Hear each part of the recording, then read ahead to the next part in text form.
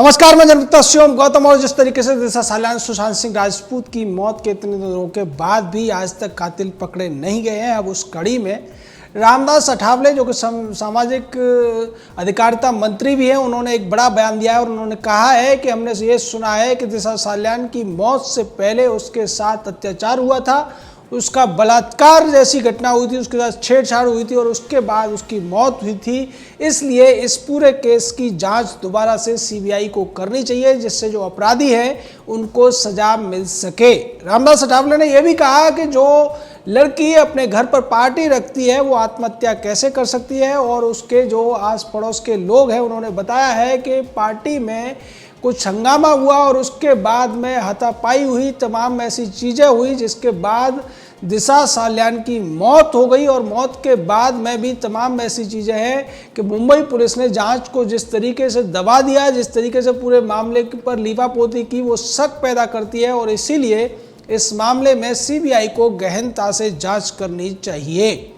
इसके अलावा रामदास अठावले ने अनुराग कश्यप की गिरफ्तारी की भी मांग की है और उन्होंने कहा है जिस तरीके से पायल घोष नाम की एक एक्ट्रेस ने सीधे तौर पर अनुराग कश्यप के ऊपर बलात्कार का जो मामला दर्ज कराया है, उसके बाद निश्चित तौर पर अनुराग कश्यप जैसे लोगों की जो बलात्कारी है और महिलाओं का शोषण करता है, फिल्में देने के बहाने जिस तरीके से वो महिलाओं का शोषण करता है, उसकी गिरफ्तारी होना जरूरी है।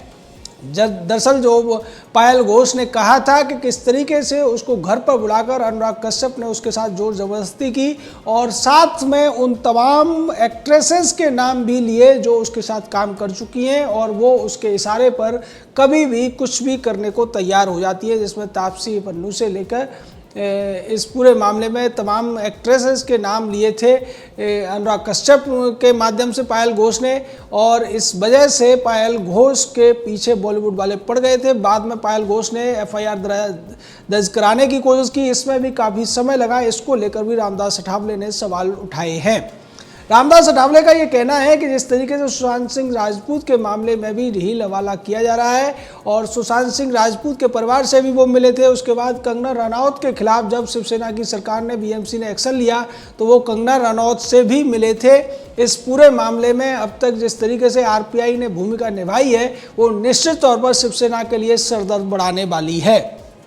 आरपीआई ने जब कंगना रनौत एयरपोर्ट पहुंची थी तब भी सुरक्षा के लिए अपने कार्यकर्ता भेजे थे। उसके बाद में पायल घोष की सुरक्षा के लिए भी उन्होंने कहा था कि अगर पायल घोष को किसी भी तरीके की दिक्कत होगी तो उनके कार्यकर्ता उनकी सुरक्षा के लिए खड़े रहेंगे। और अब ये जो दिशा सालियान के मामले में सवाल उठा दिया है रामदास अठावले ने, उसके बाद शिवसेना की मुश्किलें बढ़ना तय हैं, क्योंकि दिशा सालियान की मौत के साथ में बेबी पेंगुइन का नाम पहले ही जुड़ चुका है। भारतीय जनता पार्टी के विधायक नीतीश राणे इस मामले में कई बार खुलासा कर चुके हैं कि उस पार्टी में ऐसे कई लोग थे, और जैसे ही सुशांत सिंह राजपूत के मामले में सीबीआई जांच की घोषणा हुई थी तभी नीतीश राणे ने कहा था कि बेबी पेंगुइन तो गया, और ये बेबी पेंगुइन आदित्य ठाकरे को कहा जाता है। हालांकि तमाम बॉलीवुड के जो लोग हैं वो अब ये कहते हुए सुनाई देते हैं कि वो आदित्य ठाकरे को नहीं जानते। इस मामले में रिया चक्रवर्ती ने भी यही कहने की कोशिश की थी कि मैं आदित्य ठाकरे को नहीं जानती हूँ। उसी कड़ी में सोहेल खान से लेकर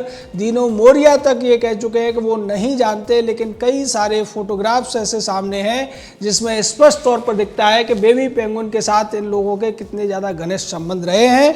और बेबी पेंगुइन को भी इन लोगों की पार्टियों में जिस तरीके से देखा गया है, बेबी पेंगुइन जिस तरीके से फोटो खिंचाने में और इन लोगों के साथ पार्टी करने में मकसूल रहा है, उसको लेकर जो दिशा सालियान के मामले में तमाम खुलासे अब तक हुए हैं। और जिस तरीके से दिशा सालियान की बॉडी मिली उसके बाद में जो यहाँ पर वॉचमैन थे, जो पड़ोसी थे, उन सभी ने जो बयान दिए थे वो सीधे तौर पर दिशा सालियान की हत्या की तरफ इशारा कर रहे थे, लेकिन उन सभी को नज़रअंदाज करते हुए मुंबई पुलिस ने दिशा सालियान की मौत को आत्महत्या घोषित कर दिया था। और उसके बाद अभी जब जो नए खुलासे सुशांत सिंह राजपूत मामले में हुए उसमें भी कई लोगों ने कहा, मीतू सिंह जो सुशांत सिंह की बहन है और दूसरी बहनों ने भी कहा कि सुशांत सिंह राजपूत ने दिशा सालियान की मौत के बाद ये कहा था कि उन लोगों ने दिशा को मार दिया है वो मुझे भी मार देंगे।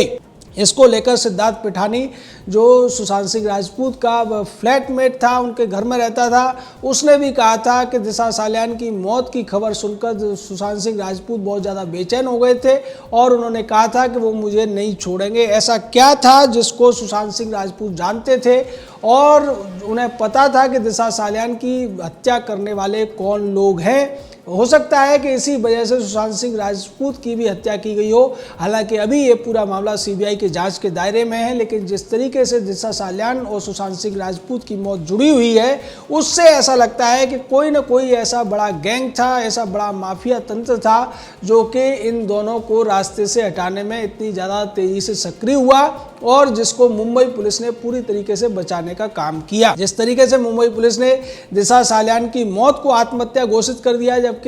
दिशा सालियान की जो बॉडी थी बिल्डिंग से काफ़ी दूर जाकर मिली थी और ऐसा तभी हो सकता है जब किसी व्यक्ति को मार कर ऊपर से फेंका गया हो। अगर कोई व्यक्ति खुद से गिरता है, जैसा कि कहा गया मुंबई पुलिस के द्वारा, तो उसकी जो बॉडी होती है बिल्डिंग से ज़्यादा 10 फीट दूर जा सकती है, उससे ज़्यादा दूर नहीं जा सकती। हाँ, अगर वो दौड़ कर आता है, दौड़कर वहां से लंबी कूद लगाता है, तब वो काफ़ी दूर तक जा सकता है। या फिर अगर किसी व्यक्ति को मारने के बाद फेंक दिया जाए तो निश्चित तौर पर उसकी बॉडी काफ़ी ज़्यादा दूर गिरेगी। इस बात की तरफ उस बिल्डिंग के जो वॉचमैन हैं, जिन्हें अब ज़्यादातर गायब कर दिया गया है, जो पड़ोसी हैं या जो लोग हैं जिन्होंने सबसे पहले उस बॉडी के पास आकर उसको देखा था, निश्चित तौर पर उन्होंने इसी तरीके का बयान दिया था, पर उन बयानों को मुंबई पुलिस ने नज़रअंदाज कर दिया। और नीतीश राणे ने जो कहा था कि जो व्यक्ति 6 साल से दिशा के साथ रह रहा था, यानी कि रोहन राय, दिशा सालियान का जो